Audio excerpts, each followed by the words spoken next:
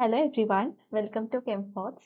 നമ്മൾ ഇന്ന് നോക്കാൻ പോകുന്നത് കോർഡിനേഷൻ കെമിസ്ട്രിയിലെ ഇമ്പോർട്ടൻ്റ് ആയിട്ടുള്ള ഒരു ടോപ്പിക്കാണ് ഐസോമറിസം ഇൻ കോർഡിനേഷൻ കോമ്പൗണ്ട്സ്. നിങ്ങൾ വീഡിയോ ആദ്യമായിട്ടാണ് കാണുന്നതെങ്കിൽ നമ്മൾ ഈ സീരീസിൽ കോർഡിനേഷൻ കെമിസ്ട്രിയിൽ നിന്നുള്ള 2 വീഡിയോസ് ഓൾറെഡി അപ്ലോഡ് ചെയ്തിട്ടുണ്ട്. ഫസ്റ്റ് വീഡിയോയിൽ നമ്മൾ ബേസിക് കോൺസെപ്റ്റ്സ് ഒക്കെ ഡിസ്കസ് ചെയ്തായിരുന്നു. സെക്കൻഡ് വീഡിയോയിൽ നമ്മൾ ബേണേഴ്സ് തിയറി 80 ഇലക്ട്രോൺ റൂളാണ് ഡിസ്കസ് ചെയ്തിട്ടുള്ളത്. നമുക്ക് ഈ വീഡിയോയിൽ ഐസോമറിസത്തിനെ കുറിച്ച് പഠിക്കാം. ഫസ്റ്റ് നമുക്ക് നോക്കാനുള്ളത് ഐസോമേഴ്സ് എന്താണെന്ന് നമുക്ക് ബേസിക് ആയിട്ട് എല്ലാവർക്കും അറിയുന്ന കാര്യമാണ്. They are compounds having same composition and different spatial arrangements of the constituent atoms. നമുക്കറിയാം. ദെൻ ഐസോമറിസം എന്ന് പറയുന്നത് ഇങ്ങനെ ഐസോമേഴ്സ് എക്സിസ്റ്റ് ചെയ്യുന്ന ആ ഒരു ഫിനോമിനനെയാണ് നമ്മൾ ഐസോമറിസം എന്ന് പറയുന്നത്. ഐസോമേഴ്സിൻ്റെ കേസിൽ ഡിഫറെൻറ്റ് റിയാക്ടിവിറ്റി കാണാൻ പറ്റും. അതായത് കെമിക്കൽ പ്രോപ്പർട്ടീസ് ഡിഫറെൻ്റ് ആയിരിക്കും, അതേപോലെ തന്നെ ഫിസിക്കൽ പ്രോപ്പർട്ടീസും ഡിഫറെൻ്റ് ആയിരിക്കാം. ഇങ്ങനെയുള്ള കോമ്പൗണ്ട്സിനെയാണ് നമ്മൾ ഐസോമേഴ്സ് എന്ന് പറയുന്നത്. അപ്പോൾ ഇതിന് മെയിനായിട്ട് ക്ലാസിഫൈ ചെയ്തിരിക്കുന്നത് structural isomerism and stereoisomerism ആണ്. സോ സ്ട്രക്ചറൽ ഐസോമറിസത്തിലേക്ക് വരുമ്പോഴേക്കും നമുക്ക് അയണൈസേഷൻ ഐസോമറിസം ഉണ്ട്, ഹൈഡ്രേറ്റ് ഐസോമറിസം ഉണ്ട്, linkage isomerism, coordination isomerism, coordination position isomerism, ligand isomerism, polymerisation isomerism. ഇതിൽ കൂടുതൽ ഇമ്പോർട്ടൻ്റ് ആയിട്ട് വരുന്ന ഏരിയ എന്ന് പറയുന്നത് സ്റ്റീരിയോ ഐസോമറിസം ആണ്. നമ്മുടെ PSC അതേപോലെ തന്നെ നെറ്റ് സെറ്റ് ഇങ്ങനെയുള്ള എക്സാംസിന്, കോമ്പറ്റേറ്റീവ് എക്സാംസിന് കൂടുതൽ ഇമ്പോർട്ടൻസ് വരുന്നത് ഈ ഏരിയയിൽ നിന്നാണ്. സോ നമ്മൾ കൂടുതലായിട്ടും ഇവിടെയാണ് ഫോക്കസ് ചെയ്യാൻ പോകുന്നത്. First one, structural isomerism. Structural ഐസോമറിസത്തിൻ്റെ കാരണം എന്ന് പറയുന്നത് ഡ്യൂ ടു ഡിഫറെൻറ്റ് കണക്ഷൻ അല്ലെങ്കിൽ bonding between metal and ligands. മെറ്റലും ലിഗാൻഡും തമ്മിലുള്ള ബോണ്ടിങ് ഡിഫറെൻ്റ് ആയത് കാരണം, അതുകൊണ്ട് ആ ഒരു കണക്ഷൻ ഡിഫറെൻ്റ് ആകുമ്പോഴാണ് നമുക്ക് സ്ട്രക്ചറൽ ഐസോമറിസം കിട്ടുന്നത്. മെറ്റലും ലിഗാൻഡും തമ്മിലുള്ള കണക്ഷൻസ് ഡിഫറെൻ്റ് ആവുന്ന സമയത്ത്. സോ ഫസ്റ്റ് കേസിൽ നമുക്ക് പഠിക്കാനുള്ളത് അയണൈസേഷൻ ഐസോമറിസം ആണ്. അയണൈസേഷൻ ഐസോമറിസം എന്ന് പറയുന്നത് exchange of ligands between coordination sphere and ionisation sphere. അതായത് നമ്മുടെ കോർഡിനേഷൻ സ്ഫിയർ എന്ന് പറയുന്നത് നമ്മൾ കണ്ടിട്ടുണ്ടായിരുന്നു. നമ്മൾ ഈ ബ്രാക്കറ്റിൻ്റെ അകത്ത് എഴുതുന്നതാണ് കോർഡിനേഷൻ സ്ഫിയർ എന്ന് പറയുന്നത്. ഓക്കെ, ഇനി ഈ കോർഡിനേഷൻ സ്ഫിയറിൻ്റെ അകത്തുള്ളതും കോർഡിനേഷൻ സ്ഫിയറിൻ്റെ പുറത്തുള്ളതുമായ അയോൺസ് തമ്മിൽ എന്ത് ചെയ്യാം, അങ്ങോട്ടും ഇങ്ങോട്ടും എക്സ്ചേഞ്ച് ചെയ്യാം. അങ്ങനെ കിട്ടുന്ന ഐസോമറിസം ആണ് അയണൈസേഷൻ ഐസോമറിസം. ഇവിടെ എക്സാമ്പിൾ കൊടുത്തതിൽ Br-ഉം അതേപോലെ തന്നെ SO4-ഉം ഇവർ രണ്ടാളും അങ്ങോട്ടും ഇങ്ങോട്ടും എക്സ്ചേഞ്ച് ചെയ്യപ്പെടുന്നു. നെക്സ്റ്റ് കേസിൽ ഹൈഡ്രേറ്റ് ഐസോമറിസം. ഹൈഡ്രേറ്റ് ഐസോമറിസം എന്ന് പറയുമ്പം പേര് സൂചിപ്പിക്കുന്നത് പോലെ തന്നെ വാട്ടർ മോളിക്യൂൾസുമായിട്ട് റിലേറ്റഡ് ആയിട്ടുള്ള ഐസോമറിസം ആണ് വരുന്നത്. അപ്പോൾ ഇവിടെയും നമ്മൾ കോർഡിനേഷൻ സ്ഫിയറിലും അയണൈസേഷൻ സ്ഫിയറിലകത്തുള്ള സ്പീഷീസ് തമ്മിൽ എക്സ്ചേഞ്ച് ചെയ്യുകയാണ് ചെയ്യുന്നത്. ഫസ്റ്റ് കേസിൽ നിങ്ങൾക്ക് കാണാം ഇവിടെ 6 വാട്ടർ മോളിക്യൂൾസ് ഉണ്ട്. അതിനെ നമ്മൾ എന്ത് ചെയ്യുന്നു, ഒരെണ്ണത്തിനെ പുറത്തേക്ക് കൊണ്ടുവന്നു. അപ്പോൾ ബാക്കി 5 എണ്ണാവും. പിന്നെ പുറത്തുള്ള ഒരു Cl-നെ നമ്മൾ എന്ത് ചെയ്തു, അകത്തേക്ക് കൊണ്ടുവന്നു. So CrH2 5 times Cl, Cl2H2O എന്നായി. ഇനി എന്ത് ചെയ്യുക, ഇതിൻ്റെ ഈ ഒരു കോമ്പൗണ്ടിൻ്റെ അകത്ത് നിന്നും ഒരു വാട്ടറിനെ പുറത്തേക്ക് കൊണ്ടുപോവുക, അതേസമയം ഒരു Cl-നെ അകത്തേക്ക് കൊണ്ടുവരിക. അപ്പോൾ നമുക്ക് എന്ത് കിട്ടി, ഇങ്ങനെ ഒരു ഐസോമറിസം കിട്ടി. ഇവരുടെ എല്ലാവരെയും ഫോർമുലാസും കാര്യങ്ങളൊക്കെ സെയിം ആണ്, പക്ഷെ ആ ഒരു കണക്ടിവിറ്റി മെറ്റൽ ആരുമായിട്ടാണോ കണക്ട് ചെയ്തിരിക്കുന്നത് അത് ഡിഫറെൻ്റ് ആയി. മെറ്റൽ ഇപ്പം ഡയറക്റ്റ്ലി വാട്ടറുമായിട്ട് 6 വാട്ടർ മോളിക്യൂൾസ് ആയിട്ടാണ് ഇവിടെ കണക്റ്റഡ് എങ്കിൽ ഈ ഒരു കേസിൽ 5 വാട്ടർ മോളിക്യൂളും ഒരു ക്ലോറിനുമായിട്ട് മാറി. അങ്ങനെയുള്ള ഐസോമറിസം ആണ് ഹൈഡ്രേറ്റ് ഐസോമറിസം എന്ന് പറയുന്നത്. നെക്സ്റ്റ് ലിങ്കേജ് ഐസോമറിസം ആണ്. ലിങ്കേജ് ഐസോമറിസം എന്ന് പറയുന്നത് ആംബിഡെൻഡേറ്റ് ലിഗാൻഡിൻ്റെ കേസിലാണ് നമ്മൾ പറയുന്നത്. സോ ഈ ഒരു കേസിൽ നിങ്ങൾക്ക് കാണാം ഇവിടെ ആംബിഡെൻഡേറ്റ് ലിഗാൻഡ് ആയിട്ടുള്ളത് NO2 ആണ്. നമ്മുടെ NO2 ലിഗാൻഡിൻ്റെ കേസിൽ NO2 എന്ന് പറയുന്നത് നൈട്രജനുമായിട്ട് നമുക്ക് മെറ്റൽ കണക്റ്റഡ് ആവാൻ പറ്റും. അതേപോലെ തന്നെ മെറ്റലുമായിട്ട് ഓക്സിജനും കണക്റ്റഡ് ആവും. ONO മൊളിക്യൂളിൻ്റെ ഓക്സിജനും കണക്റ്റഡ് ആവാൻ വേണ്ടി പറ്റും. അപ്പോൾ അങ്ങനെ രണ്ട് ഐസോമറിസം കിട്ടുന്നതാണ് ലിങ്കേജ് ഐസോമറിസം എന്ന് പറയുന്നത്. Next coordination isomerism. Coordination isomerism എന്ന് പറയുമ്പം കാറ്റയോൺസും ആനിയോൺസും കോംപ്ലക്സ് അയോൺസ് ആണ്. അപ്പം ഇവർ തമ്മിൽ ലിഗാൻഡ് എക്സ്ചേഞ്ച് നടക്കുക. ഓക്കെ, അപ്പം ഈ ഒരു കേസിൽ നമുക്ക് എന്ത് വരും, ക്രോമിയത്തിൻ്റെ കൂടെ ആയിരുന്നു ആദ്യം CN6 ഉള്ളത്, ഇപ്പോൾ അത് കൊബാൾട്ടിൻ്റെ കൂടെയായി. തിരിച്ച് കൊബാൾട്ടിൻ്റെ കൂടെ NH3 വന്നു. ഇങ്ങനെയുള്ള ടൈപ്പ് ഓഫ് ഐസോമറിസം ആണ് കോർഡിനേഷൻ ഐസോമറിസം. സോ ഇത് കാണുന്നത് കോംപ്ലക്സ് അയോൺസ് ആണ് കാറ്റയോണും ആനിയോണും ആയിട്ട് വരുന്നതെങ്കിൽ അങ്ങനെയുള്ള കേസിലാണ് നമുക്ക് ഇങ്ങനെ ഒരു ഐസോമറിസം കാണാൻ വേണ്ടി പറ്റുന്നത്. അപ്പോൾ നിങ്ങൾക്ക് കണ്ടാൽ തന്നെ മനസ്സിലാവും ഇങ്ങനെയാണ് നമുക്ക് നമ്മുടെ കോമ്പൗണ്ട് തന്നിട്ടുള്ളതെങ്കിൽ അവിടെ അതായത് കാറ്റയോൺസ് സെപ്പറേറ്റ് കോംപ്ലക്സ് ഫോം ചെയ്യുന്നു, ആനിയോൺസ് സെപ്പറേറ്റ് കോംപ്ലക്സ് ഫോം, ഇങ്ങനെ ഒരു കോമ്പിനേഷനിലാണ് തന്നിട്ടുള്ളതെങ്കിൽ മിക്കവാറും അവിടെ എന്താവും, കോർഡിനേഷൻ ഐസോമറിസം ആണ് കാണുന്നത്. അടുത്തത് ലിഗാൻഡ് ഐസോമറിസം. ഇത് വളരെ സിമ്പിൾ ആണ്. ഈ ഒരു കേസ് വരുന്നത് നമുക്ക് മിക്കവാറും പോളിഡെൻഡേറ്റ് ലിഗാൻഡ്സിന്റെ കേസിലാണ്. പോളിഡെൻഡേറ്റ് ലിഗാൻഡിന്റെ കേസിൽ നമ്മുടെ ഡോണർ ആറ്റംസ് എവിടെയാണ് അറ്റാച്ച്ഡ് ആയിട്ടുള്ളത് എന്നതിനനുസരിച്ചിട്ടാണ് നമുക്ക് എന്ത് കിട്ടുന്നത്, ലിഗാൻഡ് ഐസോമറിസം കിട്ടുന്നത്. ഇവിടെ നിങ്ങൾക്ക് കാണാം ഈ രണ്ട് ഡോണർ ആറ്റംസും അടുത്തടുത്തുള്ള കാർബണിലാണ് ഉള്ളത്, ഇവർ ദൂരെ ദൂരെയാണുള്ളത്. നമ്മൾ സ്റ്റീരിയോ ഐസോമറിസത്തിലേക്ക് വരുമ്പോഴേക്കും കണക്ടിവിറ്റി സെയിം ആയിരിക്കും. അതായത് മെറ്റലും ലിഗാൻഡ്സും തമ്മിലുള്ള കണക്ഷൻസ് എല്ലാ ഐസോമേഴ്സിലും സെയിം ആയിരിക്കും. പിന്നെ എവിടെയാണ് ഡിഫറൻസ് വരുന്നത്, മെറ്റലിന് ചുറ്റുമുള്ള ലിഗാൻഡ്സിന്റെ സ്പേഷ്യൽ അറേഞ്ച്മെന്റിലാണ് ഡിഫറൻസ് വരുന്നത്. സോ ബേസിക്കലി സ്റ്റീരിയോ ഐസോമറിസം എന്ന് പറയുന്നത് നമ്മൾ രണ്ടായിട്ട് ക്ലാസിഫൈ ചെയ്യുന്നുണ്ട്, ജിയോമെട്രിക്കൽ ഐസോമറിസവും ഒപ്റ്റിക്കൽ ഐസോമറിസവും. ഇതിൽ ജിയോമെട്രിക്കൽ ഐസോമറിസം നമുക്ക് എല്ലാവർക്കും അറിയുന്ന കാര്യമാണ്, which is cis trans isomerism. അതായത് അപ്പം നമ്മളൊരു സ്ക്വയർ പ്ലാനാർ കോംപ്ലക്സ് ആണ് എടുക്കുന്നതെങ്കിൽ നമ്മൾ 2 ഡിഫറെൻറ്റ് ആറ്റംസ് ഉള്ള ഒരു കോമ്പിനേഷൻ കൺസിഡർ ചെയ്യാം, MA2 B2. ഓക്കെ, അപ്പോൾ ഈ ഒരു കേസിൽ രണ്ട് എകൾ തമ്മിൽ അടുത്തടുത്താണ് വരുന്നതെങ്കിൽ അവർ തമ്മിലുള്ള ആംഗിൾസ്, രണ്ട് സെയിം ആറ്റങ്ങൾ തമ്മിലുള്ള ആംഗിള് 90 ഡിഗ്രിയാണ് വരുന്നതെങ്കിൽ നമ്മൾ അതിനെ സിസ് ഐസോമർ എന്നാണ് പറയുന്നത്. സോ ഇവിടെ എയും തമ്മിലുള്ള ആംഗിൾ 90 ഡിഗ്രിയാണ്, ബിയും തമ്മിലുള്ള ഈ ആംഗിളും 90 ഡിഗ്രിയാണ്.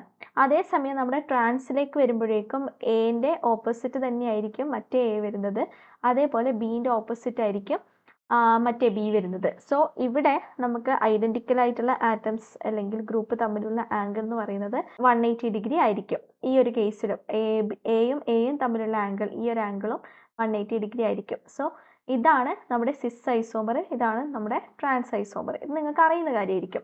നമ്മൾ ഒപ്റ്റിക്കൽ ഐസോമറിസത്തിലേക്ക് വരുമ്പോഴേക്കും നമ്മൾ പറയുന്നത് ഒരു പ്ലെയിൻ പോളറൈസ്ഡ് ലൈറ്റ്, ആ ലൈറ്റിന് നമ്മൾ എന്ത് ചെയ്യുന്നു, ഒരു സൊല്യൂഷനിൽ കൂടെ കടത്തിവിടുന്നു. ഈ സൊല്യൂഷൻ ഒപ്റ്റിക്കലി ആക്റ്റീവ് ആണെങ്കിൽ നമ്മുടെ വന്ന പ്ലെയിൻ പോളറൈസ്ഡ് ലൈറ്റിന്റെ പ്ലെയിനിന് ഐദർ റൈറ്റിലേക്കോ അല്ലെങ്കിൽ ലെഫ്റ്റിലേക്കോ റൊട്ടേറ്റ് ചെയ്യിക്കാൻ പറ്റും. ഓക്കെ, സോ നമ്മുടെ പ്ലെയിൻ പോളറൈസ്ഡ് ലൈറ്റിന്റെ പ്ലെയിന് റൈറ്റിലേക്കാണ് റൊട്ടേറ്റ് ചെയ്യുന്നതെങ്കിൽ നമ്മൾ ആ ഒരു പെർട്ടിക്കുലർ ഐസോമർ, അതായത് നമ്മുടെ സൊല്യൂഷന് നമ്മൾ ഡെക്സ്ട്രോ റൊട്ടേറ്ററി എന്നാണ് പറയുക. ഓക്കെ, ഇനി നമ്മുടെ സൊല്യൂഷൻ പ്ലെയിൻ പോളറൈസ്ഡ് ലൈറ്റിന്റെ പ്ലെയിനിന് ലെഫ്റ്റിലോട്ടാണ് റൊട്ടേറ്റ് ചെയ്യുന്നതെങ്കിൽ ലീവോ റൊട്ടേറ്ററി, L4 ലീവോ. ഓക്കെ, സോ ഈ ഡെക്സ്ട്രോ റൊട്ടേറ്ററിനെ നമ്മൾ ഡി അല്ലെങ്കിൽ പ്ലസ് എന്ന് റെപ്രസെന്റ് ചെയ്യാറുണ്ട്. അതേപോലെ ലീവോ റൊട്ടേറ്ററിനെ നമ്മൾ എൽ അല്ലെങ്കിൽ മൈനസ് എന്ന് റെപ്രസെന്റ് ചെയ്യാറുണ്ട്. ആൻഡ് ഈ ഡി ആൻഡ് എൽ ഫോംസ് ആണ് നമ്മൾ എന്ത് പറയുന്നത്, ഇനാൻഷ്യോമേഴ്സ് എന്ന് പറയുന്നത്.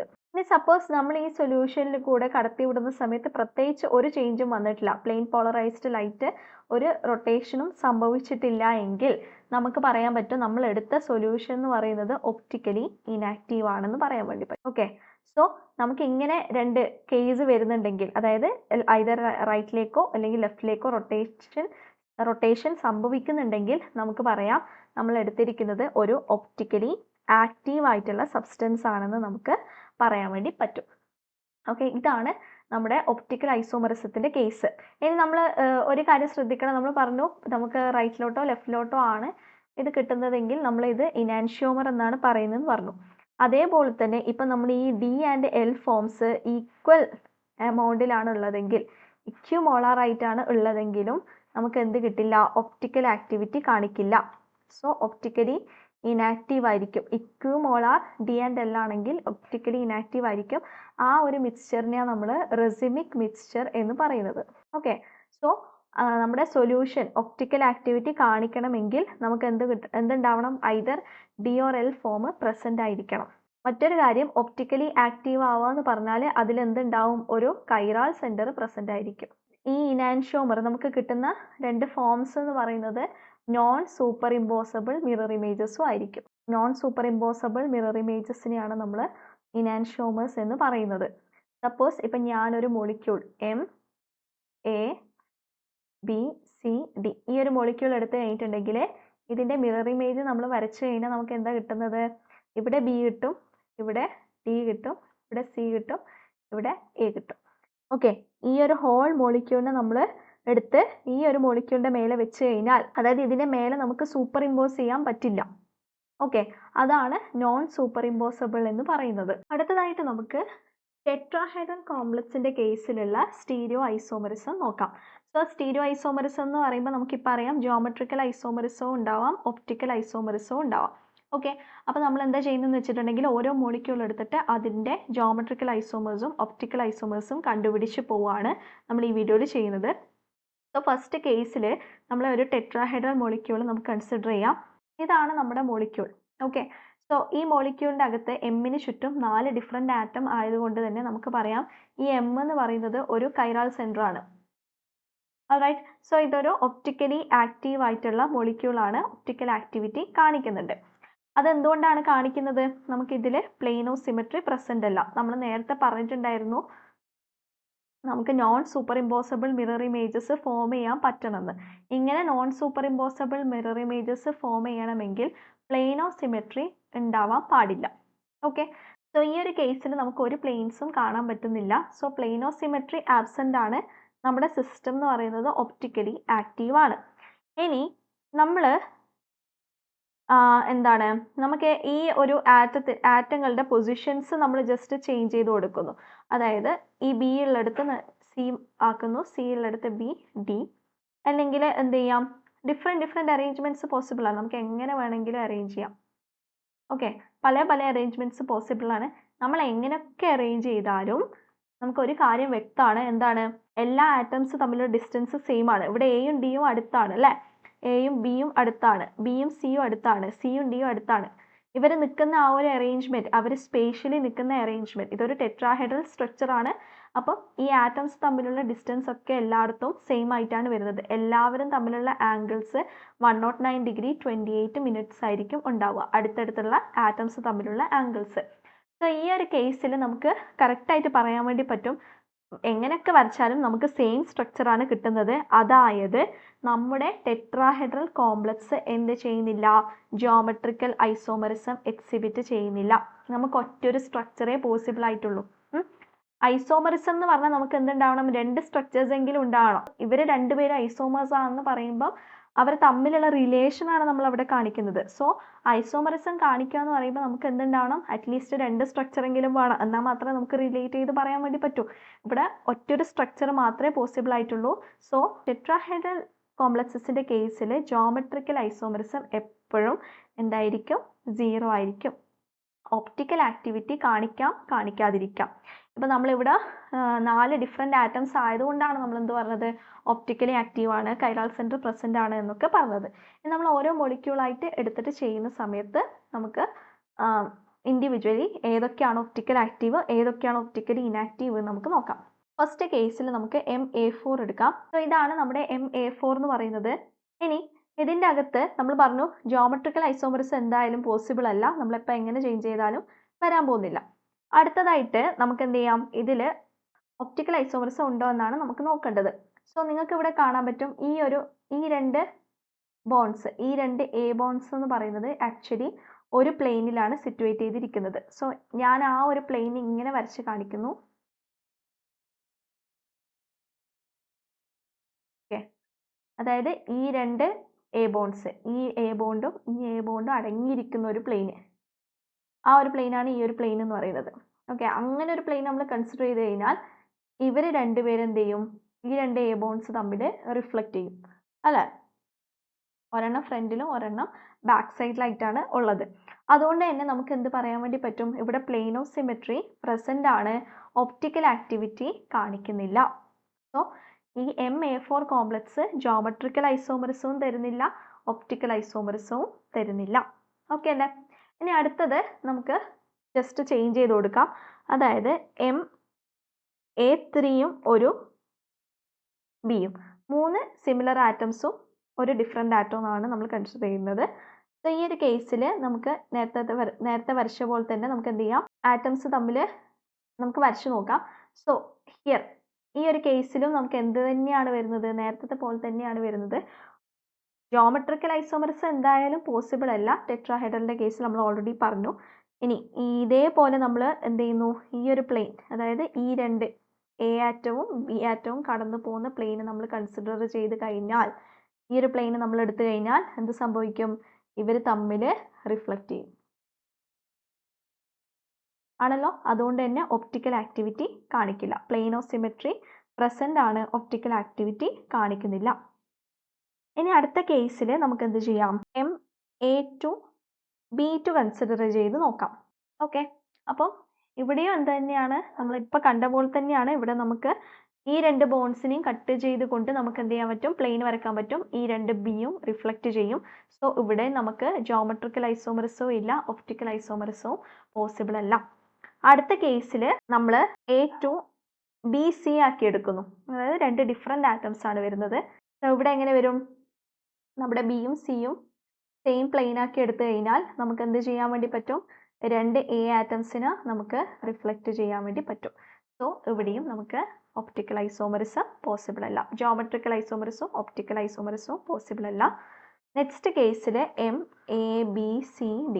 സോ ഇത് നമ്മുടെ കൈറാലായിട്ടുള്ള മൊളിക്യൂളാണ്, നമ്മൾ നേരത്തെ കണ്ട കേസാണ്. ഇതിലിപ്പോൾ നമ്മൾ ഏത് പ്ലെയിൻ കൺസിഡർ ചെയ്താലും നമുക്ക് എന്ത് കിട്ടില്ല, പ്ലെയിൻ ഓഫ് സിമെട്രി കിട്ടില്ല. അതുകൊണ്ട് തന്നെ ഒപ്റ്റിക്കലി ആക്റ്റീവ് ആണ്. ഒപ്റ്റിക്കൽ ആക്ടിവിറ്റി പോസിബിൾ ആണ്. ഈ ഒരു സ്ട്രക്ചറിന്റെ മിറർ ഇമേജ് വരച്ചു കഴിഞ്ഞാൽ നമുക്ക് എന്ത് കിട്ടും, തിരിച്ചു കിട്ടും അല്ല. ഇങ്ങോട്ടേക്ക് D വരും, ദെൻ ഈ സൈഡിലേക്ക് നമുക്ക് C വരും, B ഇങ്ങോട്ടേക്ക് വരും, A ഇങ്ങോട്ടേക്ക് വരും. അതായത് നമുക്ക് രണ്ട് ഒപ്റ്റിക്കൽ ഐസോമേഴ്സ് ഉണ്ട്. Number of optical isomers is equal to 2. നമ്മുടെ ജോമെട്രിക്കൽ ഐസോമർ എന്താണ്, ഓൾറെഡി 0 ആണ്, നമ്മൾ കണ്ടു. ഇനി സ്റ്റീരിയോ ഐസോമേഴ്സ് എന്ന് പറയുന്നത് ഒപ്റ്റിക്കൽ ഐസോമറിൻ്റെയും ജോമെട്രിക്കൽ ഐസോമറിൻ്റെയും സമ്മാണ്. സോ നമുക്കിവിടെ ജോമെട്രിക്കൽ ഐസോമേഴ്സ് ഒന്നും ഇല്ലാത്ത സ്ഥിതിക്ക് ഡയറക്റ്റ്ലി നമുക്ക് എന്ത് ചെയ്യാം, 2 എന്ന് എഴുതാം. സോ ഈ ഒരു കേസിൽ മാത്രം, ടെട്രാഹെഡ്രലിൻ്റെ കേസിൽ നമുക്ക് സ്റ്റീരിയോ ഐസോമറിസം പോസിബിൾ ആണ്. ക്ലിയർ ആയി എന്ന് വിചാരിക്കുന്നു. ഇനി നമുക്ക് stereo isomerism in square planar complexes നോക്കാം. ഫസ്റ്റ് കേസ് നമുക്ക് MA4 ആണ്. അതിനു മുന്നേ വേറൊരു കാര്യം നമുക്ക് അറിയാം. അതായത് നമ്മുടെ സ്ക്വയർ പ്ലാനാർ കോംപ്ലക്സ് എടുത്തു കഴിഞ്ഞാൽ, ഇപ്പോൾ ലെറ്റ്സ് സേ നമുക്ക് ഇതാണൊരു സ്ക്വയർ പ്ലാനാർ കോംപ്ലക്സ് എന്ന് വിചാരിക്കുക. അതായത് രണ്ട് എ ആറ്റംസ് നമ്മുടെ ഫ്രണ്ടിലോട്ടേക്കും, അതായത് നിങ്ങൾ കാണുന്ന സ്ക്രീനിൻ്റെ പുറത്തേക്കും, രണ്ട് ആറ്റംസ് നിങ്ങൾ കാണുന്ന സ്ക്രീനിൻ്റെ അകത്തേക്കും ആണ് ഉള്ളത്. ഇങ്ങനെയാണ് നമുക്ക് സ്ട്രക്ചർ വരുന്നത്. ഓക്കെ, സോ ഇതൊരു പ്ലെയിൻ ആണ്. ബേസിക്കലി നിങ്ങളൊരു ബുക്കോ അല്ലെങ്കിൽ എന്തെങ്കിലും 2D സ്ട്രക്ചർ കൺസിഡർ ചെയ്താൽ മതി.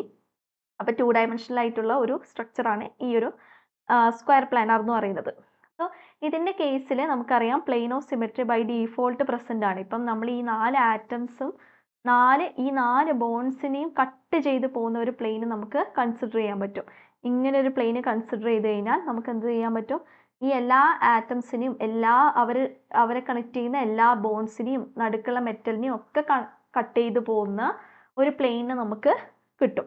സോ നമ്മുടെ സ്റ്റീരിയോ ഐസോമറിസം പറയുന്ന സമയത്ത് നമുക്ക് ഒരു കാര്യം പറയാൻ പറ്റും, ഇതിലൊരിക്കലും ഒപ്റ്റിക്കൽ ഐസോമേഴ്സ് പോസിബിൾ ആയിരിക്കില്ല. കാരണം എന്താണ്, പ്ലെയിൻ ഓഫ് സിമെട്രി പ്രസന്റ് ആണ്. So optical isomers in the case of square planar complex will be always 0. Okay, so ആ കാര്യം മനസ്സിൽ വെച്ച് വേണം നമ്മൾ ചെയ്ത് നോക്കാൻ. ഇനി നമുക്ക് ഒപ്റ്റിക്കൽ ഐസോമേഴ്സ് ഉണ്ടോയെന്ന് പ്രത്യേകം ചെക്ക് ചെയ്യേണ്ട കാര്യമില്ല, ജോമെട്രിക്കൽ ഐസോമേഴ്സ് മാത്രം നോക്കിയാൽ മതി. സോ ഈ ഒരു കേസിൽ നമുക്ക് ഒബ്വിയസ് ആണ് എന്താണ്, ഒരിക്കലും ജോമെട്രിക്കൽ ഐസോമറിസം പോസിബിൾ അല്ല. കാരണം നമ്മൾ എങ്ങനെയൊക്കെ ചേഞ്ച് ചെയ്താലും 4 ആറ്റംസ് സെയിം ആണ്. So number of geometrical isomers is equal to 0. Next നമുക്ക് എന്ത് ചെയ്യാം, ഒരു എനെ റീപ്ലേസ് ചെയ്തിട്ട് ബി കൊണ്ടുവരാം. പ്രത്യേകിച്ച് ചേഞ്ച് ഒന്നും വരുന്നില്ല, കാരണം സ്റ്റിൽ നമുക്ക് എന്ത് കിട്ടും, ഇങ്ങനൊരു പ്ലെയിന് പോസിബിൾ ആണ്. അതുകൊണ്ട് തന്നെ ജോമെട്രിക്കൽ ഐസോമേഴ്സ് എന്ന് പറയുന്നത് 0 ആയിരിക്കും. അതായത് ഇവർ ജോമെട്രിക്കൽ ഐസോമറിസം എക്സിബിറ്റ് ചെയ്യുന്നില്ല എന്ന് നമുക്ക് പറയാം. അടുത്ത കേസ് എന്ന് പറയുന്നത് MA2B2. ഓക്കെ, ഈ ഒരു കേസിൽ നമുക്ക് എന്ത് ചെയ്യാം, രണ്ട് എനെ നമുക്ക് അടുത്തടുത്ത് വരയ്ക്കാം. അതേപോലെ ഇനി എന്ത് ചെയ്യുക, രണ്ട് എ നമ്മൾ ഓപ്പോസിറ്റ് വരയ്ക്കുക. ഓക്കെ, സോ ഫസ്റ്റ് കേസിൽ രണ്ട് എ നമുക്ക് അടുത്തടുത്താണ്, രണ്ട് ബിയും അടുത്താണ്. ദെൻ ഹിയർ രണ്ട് ബി ഓപ്പോസിറ്റ് ആണ്, രണ്ട് എ ഓപ്പോസിറ്റ് ആണ്. സോ ഇതെന്ന് പറയുന്നത് നമ്മുടെ സിസ് ഫോം ആണ്, ഇത് നമ്മുടെ ട്രാൻസ്ഫോം ആണ്. സോ സിസ് ട്രാൻസ് ഐസോമറിസം പോസിബിൾ ആണ്. അതായത് നമ്പർ ഓഫ് ജോമെട്രിക്കൽ ഐസോമേഴ്സ് എന്ന് പറയുന്നത് 2 ആണ്. ഏത് കേസിൽ? MA2 B2 എന്ന് പറയുന്ന കേസിൽ. എഗെയിൻ നമുക്ക് ഒപ്റ്റിക്കൽ ആക്ടിവിറ്റി ഉണ്ടോ എന്ന് ചോദിച്ചാൽ ഇല്ല. Next one MA2 BC. നമ്മൾ ആ B2 എന്നുള്ളത് 2 ഡിഫറെൻറ്റ് ആറ്റംസ് ആയിട്ട് എടുക്കുന്നു. ഓക്കെ, സോ നമുക്ക് എന്ത് ചെയ്യാം? ഇപ്പം ചെയ്ത പോലെ നമുക്ക് എനെ നമുക്ക് അടുത്തായിട്ട് എഴുതാം, ബിയും സിയും അടുത്തായിട്ട് എഴുതാം. അല്ലെങ്കിലോ എ 2 എണ്ണം ഓപ്പോസിറ്റ് ആയിട്ട്, അതേപോലെ ബിയും സിയും ഓപ്പോസിറ്റ് ആയിട്ട്. ഇത് നമ്മുടെ സിസ് ഫോം ആണ്, ഇത് നമ്മുടെ ട്രാൻസ്ഫോം ആണ്. ആൻഡ് ഒപ്റ്റിക്കൽ ആക്ടിവിറ്റി എഗെയിൻ കാണിക്കുന്നില്ല. So number of geometrical isomers എന്ന് പറയുന്നത് 2 ആയിരിക്കും. അടുത്ത കേസ് MABCD, എല്ലാം ഡിഫറെൻ്റ് ആയിട്ടുള്ള കേസ്. ഈ ഒരു കേസിൽ നമുക്കൊരു കാര്യം ചെയ്യാം. നമ്മൾ എ ആറ്റത്തിന് എന്ത് ചെയ്യുക? ഫിക്സ് ചെയ്തിട്ട് ഇവിടെ വെക്കാം. ഇനി എക്ക് ഓപ്പോസിറ്റ് ആയിട്ട് വരുന്ന, എക്ക് ട്രാൻസ്പോസിഷനിൽ വരുന്ന ആറ്റംസ് നമുക്ക് ചേഞ്ച് ചെയ്ത് കൊടുക്കാം. ആദ്യം നമുക്ക് ബി വെക്കാം, CD. ഇതേപോലെ എക്ക് ട്രാൻസ് ആയിട്ട് നമുക്ക് സി വെക്കാം, BD. ഇനി എക്ക് ട്രാൻസ് ആയിട്ട് നമുക്ക് ഡി വെക്കാം, ബാക്കി ബിയും സിയും. സോ ടോട്ടലി നമുക്ക് 3 ജോമെട്രിക്കൽ ഐസോമേഴ്സ് ആണ് പോസിബിൾ ആയിട്ടുള്ളത്. So number of stereoisomers in the case of this particular square planar complexes 3. ഈ ഒരു കേസിൽ നമ്മുടെ സ്ക്വയർ പ്ലാനർ കോംപ്ലക്സിന്റെ കേസിലുള്ള സ്റ്റീരിയോ ഐസോമേഴ്സിന്റെ നമ്പർ എന്ന് പറയുന്നത് 2 ആണ്. ക്ലിയർ ആണല്ലോ? സോ നിങ്ങൾ ശ്രദ്ധിച്ചാൽ മനസ്സിലാവും, നമ്മൾ ഇത്രയും നേരം പറഞ്ഞുകൊണ്ടിരുന്നത് എല്ലാം തന്നെ എന്തായിരുന്നു? മോണോഡെൻഡേറ്റ് ലിഗാൻഡ് ആയിരുന്നു. അതായത് ഒറ്റ ഡോണർ ആറ്റംസ് വരുന്ന ടൈപ്പ് ലിഗാൻഡ്സ് ആണ് നമ്മൾ ഇത്രയും നേരം കൺസിഡർ ചെയ്തത്. ഇതേപോലെ തന്നെ നമുക്ക് ബൈഡെൻഡേറ്റ് ലിഗാൻഡ് യൂസ് ചെയ്തിട്ട് നമുക്ക് സ്ട്രക്ചേഴ്സ് പോസിബിൾ ആണ്. സോ അടുത്തതായിട്ട് നമ്മൾ നോക്കുന്നത് സ്ക്വയർ പ്ലാനർ കോംപ്ലക്സസിൽ ബൈഡെൻഡേറ്റ് ലിഗാൻഡ്സ് വരുന്ന കേസാണ് നമ്മൾ അടുത്തതായിട്ട് നോക്കുന്നത്. സോ ഫസ്റ്റ് വൺ നമുക്കൊരു കാര്യം ചെയ്യാം. ഇതാണ് നമ്മുടെ ബൈഡെൻഡേറ്റ് ലിഗാൻഡ്. പിന്നെ വേറൊരു കാര്യം, നമ്മൾ ഈ വരച്ച എല്ലാ കോംപ്ലക്സുകളും നമുക്ക് എന്തുണ്ടാക്കും? അതിന്റെ പ്ലസ് ചാർജ് മൈനസ് ചാർജ് വരുന്ന ടൈപ്പ് കോംപ്ലക്സസുകളായിട്ട് എഴുതാൻ വേണ്ടി പറ്റും. ഓക്കെ, സോ ഇതാണ് നമ്മുടെ ഫസ്റ്റ് കേസ്, അതായത് MAA ട്വൈസ്. അപ്പം ഇതിന് ഞാൻ ബേസിക്കലി 2 ബൈഡെൻഡേറ്റ് ലിഗാൻഡ് ആയിട്ടാണ് കാണിക്കേണ്ടത്. ഓക്കെ, അപ്പം ഇങ്ങനെ കാണിച്ചു കഴിഞ്ഞാൽ നമുക്ക് ക്ലിയർ ആണ് എന്താണ്? ജോമെട്രിക്കൽ ഐസോമറിസം പോസിബിൾ അല്ല. ജോമെട്രിക്കൽ ഐസോമറിസം ഇല്ല, ഒപ്റ്റിക്കൽ ഐസോമറിസം ഇല്ല. നെക്സ്റ്റ് കേസിൽ നമുക്ക് MAA2, അതായത് ഒരു ബൈഡെൻഡേറ്റ് ലിഗാൻഡും 2 മോണോഡെൻഡേറ്റ് ലിഗാൻഡ്സും വരുന്ന കേസ്. സോ നമുക്ക് ഇങ്ങനെ വരയ്ക്കാം. ഓക്കെ, സോ ഇവിടെയും നമുക്ക് എന്തില്ല? ജോമെട്രിക്കൽ ഐസോമറിസം പോസിബിൾ അല്ല.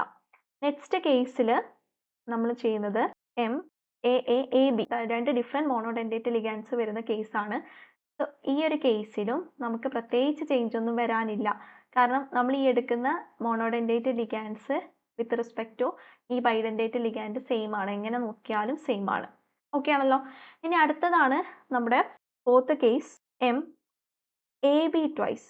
MAB ട്വൈസ് എന്ന് പറയുമ്പം നമ്മൾ എടുത്തിരിക്കുന്ന ബൈഡെൻഡേറ്റ് ലിഗാൻഡിലുള്ള 2 ആറ്റംസും ഡിഫറെൻ്റ് ആണ്. ഓക്കെ, ഈ 3 കേസിലും നമ്മുടെ ആറ്റംസ് സെയിം ആയിരുന്നു.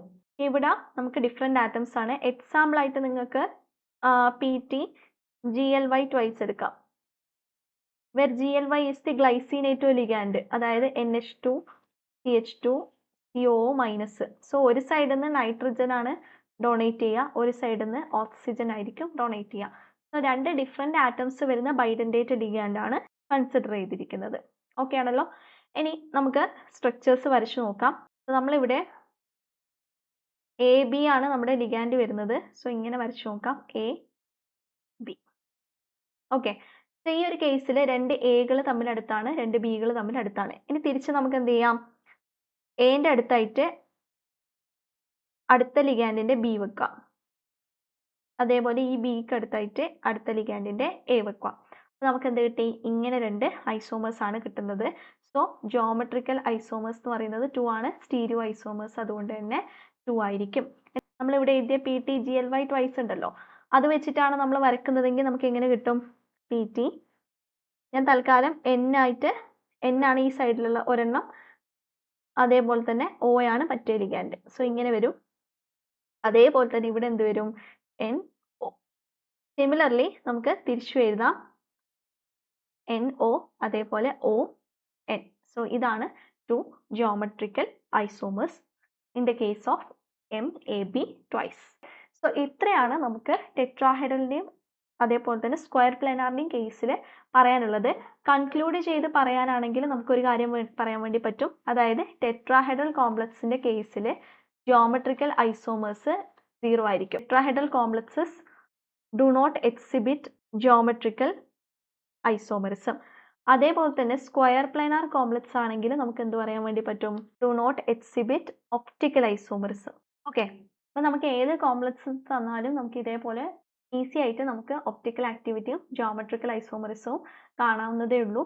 നമുക്കിനി അടുത്ത ക്ലാസ്സിൽ ഒക്ടാഹെഡ്രൽ കോംപ്ലക്സസിന്റെ കേസിലുള്ള ജിയോമെട്രിക്കൽ ഐസോമറിസവും ഒപ്റ്റിക്കൽ ഐസോമറിസവും പഠിക്കാം. Thank you.